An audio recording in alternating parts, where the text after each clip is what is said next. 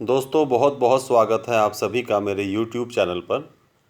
आज मैं आपके सामने एक और क्रांतिकारी शॉर्टकट ट्रिक लेकर आया हूँ इंटीग्रेशंस को सॉल्व करने की। बट कंडीशन ये है कि उन इंटीग्रेशन में लिमिट 0 से 2 पाई आनी चाहिए। देखिए ट्रिक क्या है ये मैं अभी आपको बताता हूँ। पहले कहाँ एप्लीकेबल होगी उन क्वेश्चंस के बारे में थोड़ी सी जानकारी मैं आपको देना चाहता हूँ। मान लीजिए कोई आपसे पूछता है 0 से लेके 2 pi sine cube x D x का आंसर क्या आएगा। आप इसको पहले सॉल्व करेंगे। साइन क्यूब एक्स का फॉर्मूला नहीं पता होगा, वो आपको साइन 3x के फॉर्मूले में से साइन क्यूब एक्स की वैल्यू निकालनी पड़ेगी। फिर एक साइन एक्स आएगा, फिर साइन 3x आएगा, फिर आप इसको सॉल्व करोगे। बहुत लेंदी प्रोसीजर है जी। लेकिन जो ट्रिक मैं आपको बता रहा हूँ उससे इसका आंसर क्या आएगा, 0। आप देखते ही कह सकते हैं डायरेक्ट इसका आंसर 0। एक और क्वेश्चन मैं करवाता हूँ। मान लीजिए वो आपसे पूछते हैं कि sine 3x into sine 7x की मल्टीप्लिकेशन अगर हम कर दें लेकिन लिमिट हो 0 से 2 पाई तो आंसर क्या आएगा।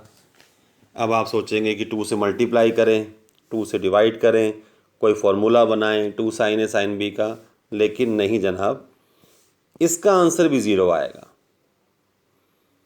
फिर कोई अगर आपसे पूछता है कि 0 से 2 पाई मान लो cos 2x into cos 4x की मल्टीप्लिकेशन है जी, इसका आंसर बताओ, इसका आंसर भी 0 आएगा।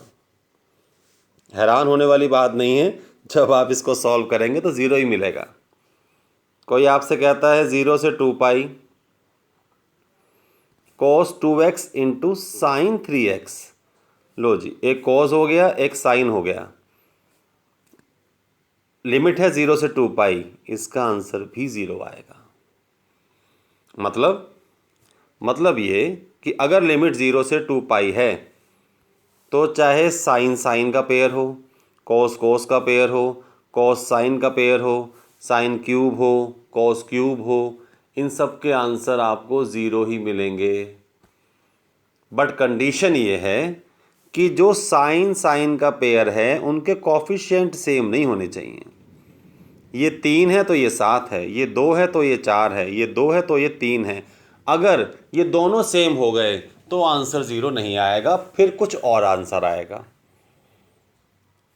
अब आइए इस ट्रिक के कंसेप्ट की बात कर लेते हैं कि ये ट्रिक है या कोई कंसेप्ट है। देखिए, अगर हम 0 से लेके 2 पाई में साइन nx मान लेते हैं, चलो कोई पूछता है इसका आंसर क्या आएगा, तो साइन nx का इंटीग्रेशन होता है जी minus cos nx divide by n। Limit क्या आ गई, 0 से 2 पाई, माइनस 1 बाय n बाहर रह गया, ये आ गया cos 2n pi minus cos 0। Cos 2n पाई की वैल्यू 1, कॉस 0 की वैल्यू 1, 1 माइनस 1 इज़ 0। आंसर क्या आया, 0। इसका मतलब है for every value of n, चाहे वो 1 हो, 2 हो, 3 हो, 4, 5, 6 कुछ भी हो, आंसर क्या आएगा, 0। आइए बात करते हैं साइन की जगह कॉस की। अगर कॉस nx dx होता तो कॉस nx का इंटीग्रेशन क्या आता जनाब, sine nx divide by n। Limit क्या आती, 0 से 2 पाई, रखो यहाँ पे 2 पाई, जैसे यहाँ 2 पाई रखते यहाँ आता sign 2n pi minus sign 0, बाहर आता 1 बाई n। साइन 2n पाई की वैल्यू भी 0, साइन 0 की वैल्यू भी 0, आंसर क्या आता, 0। इसका मतलब है cos 1x 2x 3x 4x 5x and so on finite number of n के लिए इसका आंसर भी क्या आएगा, 0 से 2 पाई वाले केस में 0।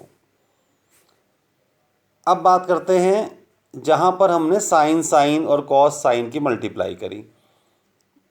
देखिए जनाब, ये भी इतना मुश्किल नहीं है। अब जैसे ही अगर हम साइन 2x और साइन 7x की बात करते हैं, ठीक है, dx 0 से 2 पाई। कैलकुलेशन तो ऐसे ही होगी, 2 से मल्टीप्लाई 2 से डिवाइड, क्या आ गया 2 साइन ए साइन बी। 2 साइन ए साइन बी का फॉर्मूला क्या होता है, कॉस ए माइनस बी और minus cos A plus B. मैं लिख इसलिए नहीं रहा क्योंकि इसका कोई यूज़ ही नहीं है, क्योंकि चाहे ए माइनस बी हो चाहे ए प्लस बी हो, काम तो वो एन का ही करेगा ना। और अभी अभी आपने पढ़ा है क्या कि कॉस की इंटीग्रेशन 0 से 2 पाई के बीच में 0 होती है। ऐसे ही इसका इंटीग्रेशन भी क्या होगा, 0, 0 माइनस 0 इज अगेन 0। शायद आपको समझ में आया होगा कि मैं क्या समझाने की कोशिश कर रहा हूँ। ऐसे ही अगर साइन साइन की जगह पर हम कॉस कॉस ले लें, कॉस 2x और कॉस 4x, 2 से मल्टीप्लाई 2 से डिवाइड, क्या बनने वाला है जी, 2 cos A cos B. 2 cos A cos B क्या होता है, cos A minus B plus cos A plus B. फिर जब आप 0 से 2 पाई में इसको इंटीग्रेट करने की सोचेंगे तो इसका आंसर क्या आएगा, 0। इसका आंसर क्या आएगा, 0। अभी अभी हमने प्रूफ किया था पीछे, तो फिर आंसर क्या आ गया, टोटल 0। रही बात साइन और कॉस की, आइए जनाब इसको भी सॉल्व करते हैं। 0 से 2 पाई, मान लो साइन 2x और कॉस 3x है, 2 से मल्टीप्लाई 2 से डिवाइड, 1/2। यहाँ क्या आ गया, 2 साइन ए कॉस बी। ये किसका फॉर्मूला होता है जी, साइन ए प्लस बी प्लस साइन ए माइनस बी का। इंटीग्रेशन अभी बाकी है 0 से 2 पाई। लीजिए फिर वही साइन आया, इसका आंसर 0, इसका आंसर 0, 0 प्लस 0 इज अगेन 0। तो इसका मतलब ये हुआ कि अब अगर कोई आपसे कोई क्वेश्चन पूछता है जिसकी लिमिट 0 से 2 पाई हो, तो थोड़ा सा दिमाग आपको लगा लेना चाहिए कि अगर मान लीजिए क्वेश्चन ये है कि sine 3x into cos 11x dx ये इंटीजर हैं पॉजिटिव, तो इसका आंसर आंखें बंद करके 0 लिख दीजिए, क्योंकि कैलकुलेशन करेंगे तब भी आंसर क्या आएगा, 0। तो ये एक शॉर्ट ट्रिक मैंने आपको बताई जहाँ पर हम बहुत सारे क्वेश्चंस का आंसर बिना सॉल्व करे डायरेक्ट कह सकते हैं कि ये 0 होगा। ऐसे और भी कई क्वेश्चंस हैं 11th 12th में आपके पास जब इंटीग्रेशन की स्टार्टिंग होती है। अब आप देखिएगा कि ये ट्रिक किन किन क्वेश्चंस पे डायरेक्ट इम्प्लीमेंट की जा सकती है।